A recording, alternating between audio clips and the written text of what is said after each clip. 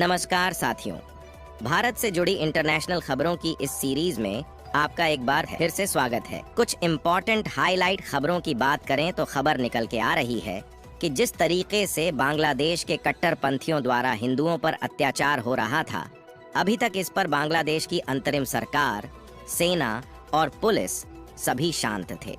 यहाँ तक कि यूनाइटेड नेशन और अमेरिका जैसे देश भी आंखों में काली पट्टी बांधकर तमाशा देख रहे थे। लेकिन जब बांग्लादेश में रहने वाले हिंदुओं और अल्पसंख्यकों को लगा कि भारत भी अब इनका सपोर्ट कर रहा है और भारत की सेना भी इनकी सिचुएशन पर ध्यान दे रही है, तो हाल ही में बांग्लादेश के लगभग सभी हिंदुओं और अल्पसंख्यकों ने एकजुट होकर सड़क और गलियों में उतर गए और बड़ी संख्या में श्री राम और जय श्री कृष्ण का जयकारा लगाते हुए प्रोटेस्ट की शुरुआत की। और यह प्रोटेस्ट इतनी बड़ी संख्या में हिंदुओं ने जुटकर किया कि बांग्लादेश की आंतरिक सरकार को भी झुकना पड़ा और उन्होंने पहली बार इस पर अपने बयान दिए हैं। इसके अलावा जो यूनाइटेड नेशन अभी तक चुप्पी मारे बैठा हुआ था, वह भी इस पर मजबूर होकर पहली बार आवाज उठाई है, जिससे बांग्लादेश की सरकार को बहुत बड़ा झटका लगा है।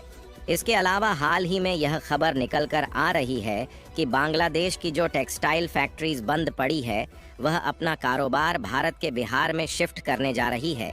जिससे एक तरीके से भारत का जबरदस्त फायदा होने जा रहा है। आज की इस वीडियो में भारत और बांग्लादेश से जुड़ी इंटरनेशनल खबरों की विस्तार से चर्चा करेंगे। दरअसल जब से बांग्लादेश में तख्ता पलट हुआ है, तब से लेकर अब तक बांग्लादेश के हालात बिगड़ते ही जा रहे हैं। बांग्लादेश की पूर्व प्रधानमंत्री शेख हसीना अपने देश को छोड़कर भारत में शरण ले चुकी हैं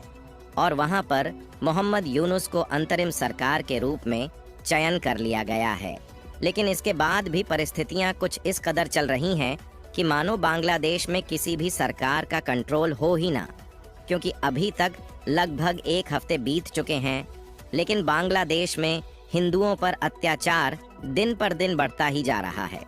दरअसल 5 अगस्त को शेख हसीना जी के द्वारा बांग्लादेश छोड़कर भारत आ जाने के तुरंत बाद हिंदू समुदाय पर वहां के कट्टरपंथियों द्वारा लगातार हमले हो रहे हैं।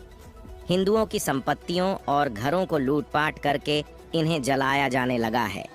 लेकिन हाल ही में हिंदू और अल्पसंख्यकों ने मिलकर बांग्लादेश की सरकार को इस तरीके से उनकी औकात दिखाई है कि वह भी अब झुकने पर मजबूर हो चुके हैं। और अभी बांग्लादेश की बीएनपी पार्टी की तरफ से जो भारत को धमकियां दी जा रही थीं, अब उनकी भी सांसें थमती हुई नजर आ रही है, क्योंकि हाल ही में खबर निकल कर आ रही है कि जब भारत की गृह मंत्री और बॉर्डर सिक्योरिटी फोर्स की तरफ से बांग्लादेशी हिंदुओं को सुरक्षा मिलने की बात उन तक पहुंची, तो बांग्लादेश में रहने वाले हिंदू भी फुल पावर में आ गए और हजारों लाखों की संख्या में बांग्लादेश की राजधानी ढाका में सभी लोग इकट्ठे हुए और उन्होंने एकजुट होकर बड़ी संख्या में सड़क और गलियों पर बहुत बड़ा प्रदर्शन किया, जिसमें इन लोगों ने जय श्री राम और हरे कृष्णा का जयकारा लगाते हुए बांग्लादेश की अंतरिम सरकार को सीधा बता दिया कि यह देश किसी के बाप का नहीं है और हम हिंदू इस अत्याचार को बिल्कुल भी नहीं सहने वाले। और इन प्रदर्शनकारियों ने बांग्लादेश की अंतरिम सरकार और यूनाइटेड नेशन को इतना बड़ा झटका दिया है कि अब यह भी अपनी जुबान खोलने और भारत का साथ देने के लिए मजबूर हो चुके हैं। और यह रिपोर्ट आज निकल कर आ रही है, जिसमें आप साफ साफ देख सकते हैं कि खुद मोहम्मद यूनुस, जिन्हें बांग्लादेश की अंतरिम सरकार के रूप में सिलेक्ट किया गया है, इन्होंने हिंदुओं पर आवाज उठाई है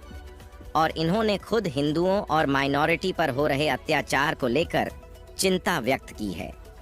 हालांकि अभी तक उनकी पार्टी की तरफ से ही भारत को चेतावनियां दी जा रही थीं, लेकिन अब खुद झुकने पर मजबूर हो चुके हैं।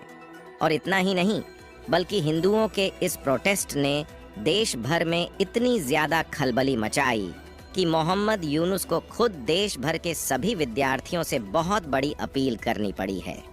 इन्होंने स्टूडेंट से कहा कि आप ही लोग इस देश में हो रहे अत्याचार को रोक सकते हैं, क्योंकि देखा जाए तो यह जो हालात बांग्लादेश में बिगड़े हैं, यह सब विद्यार्थियों के द्वारा ही शुरू किए गए थे। आपको बता दें कि रंगपुर शहर में बेगम रोकेया विश्वविद्यालय में मोहम्मद यूनुस ने छात्रों से कहा कि हिंदू और अल्पसंख्यक भी इस देश के लोग हैं आप इस देश को बचाने में कैपेबल हैं और आप ही लोग इन परिवारों को बचा सकते हैं। इन्होंने विद्यार्थियों से ये भी कहा कि आप लोगों को आगे बढ़ना चाहिए और सभी अल्पसंख्यक हमारे भाई बहन हैं और हमें मिलकर उन्हें बचाना चाहिए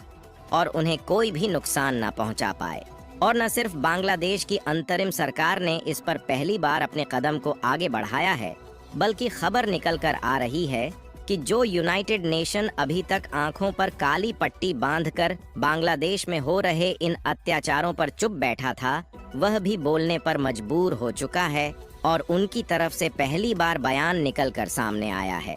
और यूनाइटेड नेशन की तरफ से जो बात कही गई है उससे बांग्लादेश भी हिल गया है, क्योंकि यूनाइटेड नेशन ने बांग्लादेश में हिंदुओं पर हमलों की निंदा करते हुए बांग्लादेश की सरकार को इस पर ध्यान देने की बात कही है। बांग्लादेश में अल्पसंख्यक हिंदू समुदाय के खिलाफ हिंसा के बीच यूनाइटेड नेशन के महासचिव एंटोनियो गुटेरेस के प्रवक्ता ने कहा कि वह इस तरीके के किसी समुदाय पर अत्याचार करने के बिल्कुल खिलाफ है और इसमें बांग्लादेश की सरकार को सावधान रहने की जरूरत है। हालांकि जिस तरीके से अब भारत इसकी तैयारी लेकर आगे बढ़ रहा है और यूनाइटेड नेशन भी भारत का साथ देने के लिए तैयार है, इससे बांग्लादेश की स्थितियां जल्द ही सामान्य होने की उम्मीद जग गई है। लेकिन यह कब तक होगा, इसके बारे में कुछ भी कहना काफी ज्यादा मुश्किल है, क्योंकि अभी भी बांग्लादेश में हिंदू अल्पसंख्यकों पर हमले हो रहे हैं और हजारों लोग बांग्लादेश से भारत में घुसपैठ करने का प्रयास कर रहे हैं। फिलहाल आपको बता दें कि इसके अलावा भी कुछ ऐसी खबरें सामने निकल कर आई हैं जिससे यह बात तय होती हुई नजर आ रही है कि चीन और पाकिस्तान जैसे देश अभी भी बांग्लादेश की सरकार में भारत के खिलाफ आग लगाने की कोशिश कर रहे हैं।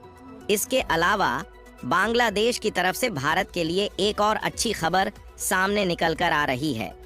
दरअसल बांग्लादेश में जिस तरीके से हालात बिगड़ चुका है, इससे वहां की कंपनियां और फैक्ट्रियां पूरी तरह से बंद हो गई हैं और यहां पर भारत ने हर बार की तरह इस बार भी आपदा में अवसर तलाश लिया है। और इस रिपोर्ट को देखें तो बिहार की नज़र अब बांग्लादेश की टेक्सटाइल इंडस्ट्री पर टिकी हुई है, जो इस समय बंद पड़ी है और उनके साथ भारत की टीम द्वारा हाई लेवल की बातचीत चल रही है, जिससे अब कई कंपनियां अपनी फैक्ट्री को भारत में शिफ्ट कर सकती हैं और उससे भारत दूसरे देशों में ज़्यादा कपड़े एक्सपोर्ट करके ज़्यादा मुनाफा कमा पाएगा। आपको बता दें कि भारत के द्वारा अमेरिका, कनाडा, ऑस्ट्रेलिया और जापान जैसे बड़े बड़े देशों में सबसे ज़्यादा कपड़े का एक्सपोर्ट किया जाता है, लेकिन अभी तक बांग्लादेशी मैन्युफैक्चरर भारत को तगड़ा कंपटीशन दे रहे थे। इसलिए बांग्लादेशी एक्सपोर्टर के कारण ग्लोबल मार्केट में भारत को पीछे हटना पड़ता था। लेकिन अब खुद बांग्लादेश के मैन्युफैक्चरर भारत में अपनी फैक्ट्री सेटअप करने जा रहे हैं। इससे भारत का जमकर फायदा होने जा रहा है। बाकी आप लोग बांग्लादेश में हिंदुओं के प्रोटेस्ट के लिए अपनी राय कमेंट में ज़रूर बताएं।